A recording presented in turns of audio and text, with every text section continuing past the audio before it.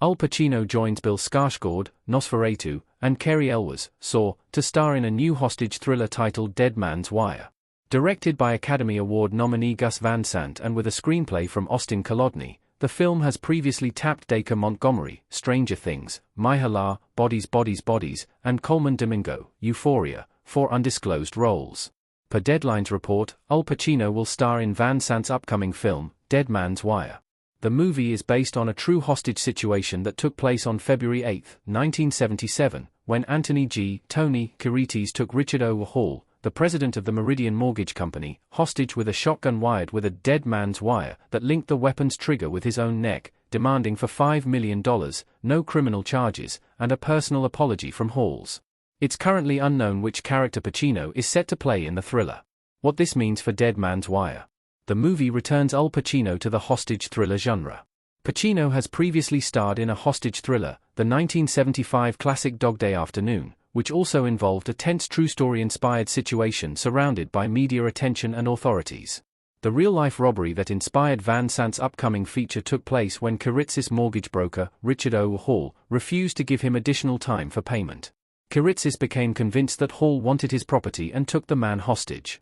During the 63 hours that Kiretes held Hall hostage, he made frequent calls to radio station reporter Fred Heckman while working on an agreement with Hall. Meanwhile, the police chief struggled to move forward with the plan to shoot Kiretes and jam the gun at the same time.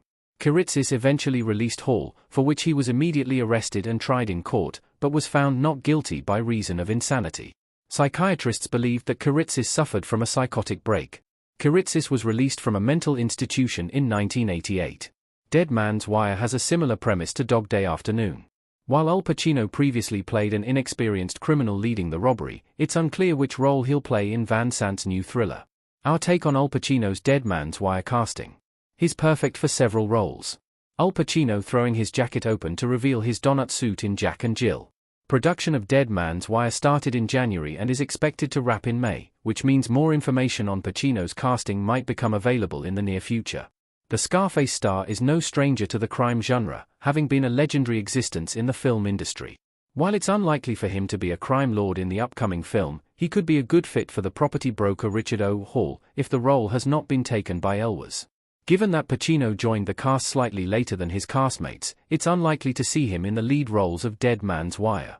On the other hand, it'd be interesting to see him as the police chief or the newsman, with both roles involving the characters being put in the position to make difficult choices.